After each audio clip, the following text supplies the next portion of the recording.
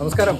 നമ്മൾ ഇന്ന് എത്തിയിരിക്കുന്നത് പ്രശസ്ത നർത്തകി, നമുക്ക് എല്ലാവർക്കും സുപരിചിതമായ ഗിന്നസ് പ്രലോഭിതയുടെ സ്കൂളിലാണ്, നൃത്ത വിദ്യാലയത്തിലാണ്. നമുക്ക് ഗിന്നസ് പ്രലോഭിതയുടെ കുട്ടികളെയും ശിഷ്യഗണങ്ങളെയും എല്ലാവരെയും കാണുന്നുണ്ട്. നമുക്ക് ഈ ഗിന്നസ് എങ്ങനെ അവർക്ക് ലഭിച്ചു, അതിൻ്റെ എക്സ്പീരിയൻസ് എന്താണെന്ന് നമുക്കറിയണം. വാ, നമുക്ക് അവിടേക്ക് പോകാം. ടീച്ചറെ, എല്ലാവർക്കും നമസ്കാരം. അപ്പോൾ ഞങ്ങൾക്ക് അറിയേണ്ടത് നിങ്ങളുടെ ഗിന്നസ് റെക്കോർഡിലേക്ക് വന്ന സാഹചര്യവും നിങ്ങളുടെ എക്സ്പീരിയൻസുമാണ്. അപ്പോൾ ഇതിലുള്ള ഈ ചേട്ടനല്ലേ കൂടുതൽ വൈറലായിട്ട് ഡാൻസ് കളിച്ചല്ലേ ചേട്ടാ? ചേട്ടൻ്റെ പേര് മുരളി ഗിന്നസ് അല്ലേ? അല്ലേ ടീച്ചർ? മുരളി ഗിന്നസ് അല്ലേ? അതെ. ചേട്ടന് എന്തിലായിരുന്നു ചേട്ടന് ഗിന്നസ് റെക്കോർഡ് കിട്ടിയത്? ചേട്ടൻ്റെ വല്ല മുടിയിൽ വാഹനം കെട്ടി വലിച്ചിട്ട് എങ്ങനെയാണോ? പിന്നെ തുടർച്ചയായിട്ട് 3 ദിവസം കച്ചേരി നടത്തിയിട്ട് പിന്നെ എന്തിനാ? അതെ, എനിക്കൊരു വർക്ക്ഷോപ്പുണ്ട് ഇവിടെ പട്ടിക്കാട്. അതിനോട് മറ്റേ ഗിന്നസ് മനോജില്ലേ, ആളൊന്നും ഉദ്ഘാടനം ചെയ്ത എന്നെ എല്ലാരും വിളിക്കണത് Murali Guinness, Murali Guinness. Okay. അപ്പൊ ചേട്ടൻ ഇതില് എന്താണ് ചെയ്തത്? കുച്ചിപ്പുടിയാണോ മോഹിനിയാട്ടാണോ? എന്തായിരുന്നു കലാരൂപം? അല്ല, എന്തായിരുന്നു ഇതില് ചെയ്തത് നമ്മുടെ ഈ ഗിന്നസിന് വേണ്ടിട്ട്? കൊടുക്കണവർക്ക് ചായ കൊടുത്തിട്ട് എല്ലാരും കൊടുത്തു എനിക്കും കിട്ടി ചേട്ടാ. ഈ അമ്മ ഇതില് കളിച്ചതായിട്ട് എനിക്ക് അറിവില്ല. അമ്മക്ക് എങ്ങനെയാ ഇതിൽ ഗിന്നസ് റെക്കോർഡ് കിട്ടി? അമ്മക്ക് കിട്ടിയെന്ന്? എന്റെ മോനെ, എന്റെ പേരക്കുട്ടി അവിടെ കളിക്കാൻ പോയിണ്ടായിരുന്നു. അപ്പൊ ഒരു 3500 രൂപ അവിടെ കൊടുക്കണ്ടേ? അപ്പൊ അതില് ഞാൻ ഒരു 500 രൂപ ഞാൻ കൊടുത്തിട്ടുണ്ടായി, എന്റെ വക കൊടുത്തിട്ടുണ്ടായി. അപ്പൊ എനിക്കും കിട്ടി ഗിന്നസ്. എനിക്ക് എന്റെ മക്കള് വന്നപ്പോ വിഷ് കഴിഞ്ഞിട്ട് തന്നതാ. വിഷ് കഴിഞ്ഞിട്ട് ഗിന്നസ് കിട്ടിയല്ലോ. ഇനി ഇയാള് എന്തിനായിരുന്നു?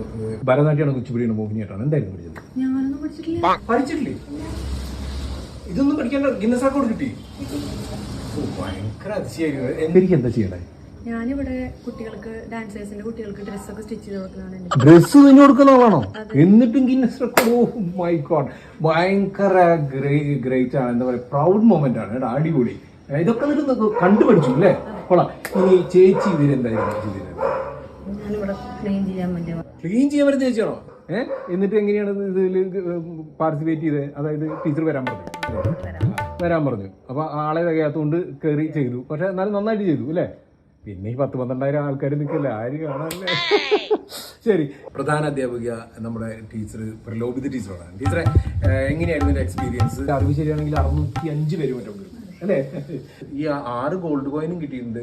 565 പേരും ഉണ്ട്. പിന്നെ എങ്ങനെയാണ് ടീച്ചർ ബാക്കിയുള്ളവരെയൊക്കെ എങ്ങനെ ഇതിലേക്ക് കൊണ്ടുവന്നത്? എങ്ങനെയാണ് അതിന്റെ ഒരു സീക്രട്ട് ഒന്ന് പറഞ്ഞത്? ഞാൻ കുറച്ചുപേരെ എന്നെ സഹായിക്കുമായിരുന്നു.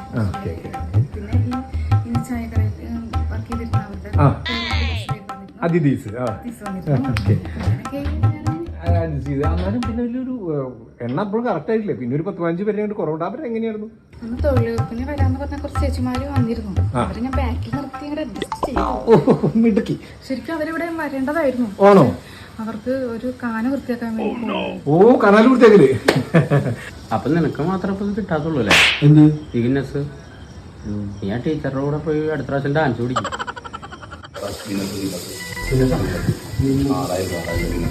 അവിടെ 3500 12,000 ആൾക്കാരെ പരിപാടി. 1 ലക്ഷം മൊബൈൽ വീട്ടിൽ എന്നിട്ട്